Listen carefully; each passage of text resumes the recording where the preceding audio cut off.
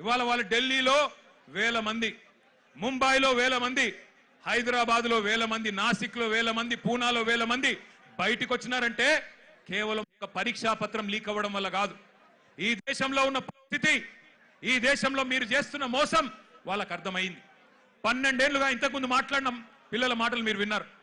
12 ఏళ్లుగా మతం పేరు మీద చిచ్చు పెట్టి ఇవాళ ఇష్టం వచ్చిన వ్యవహారం చేస్తూ మతం పేరు మీద రాజకీయం చేస్తూ మీరు ఏ రకంగా తప్పించుకుంటున్నారో, ఏ రకంగా అసలు పని చేయకుండా ఎట్లా ప్రజల్ని మోసం చేస్తున్నారో ఇలా వాళ్ళకి అర్థమైంది.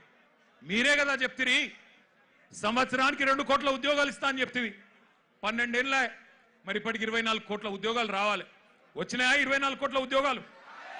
అందుకే రోడ్డు మీదకి వచ్చిన ఒక ప్రశ్నాపత్రం లీక్ అయి మాత్రమే కాదు, ఒక నిరాశ, ఒక నిస్పృహ. ఇంతకుముందు అమ్మాయి ఎంత బాగా అన్నది, మేము మేక్ ఇన్ ఇండియా అడిగినాం, నువ్వు లీక్ ఇన్ ఇండియా ఇచ్చినావు.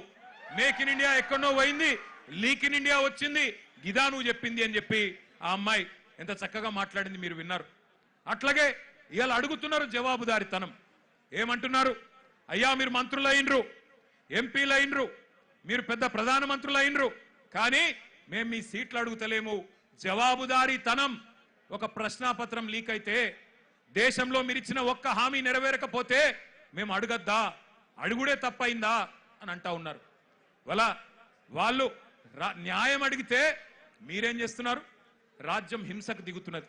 పోలీసు వాళ్ళు, ఐపీఎస్ ఆఫీసర్లు ఆడపిల్లలను చెంప మీదకెళ్ళి కొడతా ఉన్నారు. పోలీసు వాళ్ళు లాఠీలతోని ఆడపిల్లల్ని కొట్టకూడని చోట కుళ్ళబొడుస్తా ఉన్నారు. ఇవన్నీ వీడియోలు ఉన్నాయి, నేనేదో ఊరికే చెప్పట్లేదు.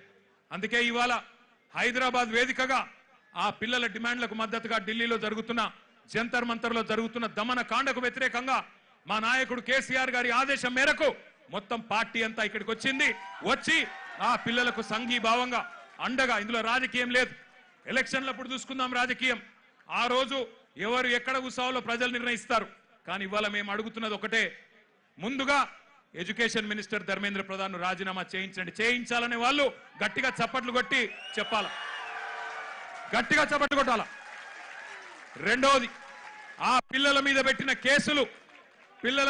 కేసులు చాలా మంది పిల్లల్ని దేశవ్యాప్తంగా కేసులు పెట్టినారు. బేషరతుగా పిల్లలకు క్షమాపణ చెప్పి కేసులు వెంటనే ఎత్తేయాలని చెప్పి గట్టిగా చప్పట్లతో మరి కేంద్ర ప్రభుత్వాన్ని డిమాండ్ చేద్దాం. ఇంకొద్ది గట్టి కొట్టాల చప్పట్లు.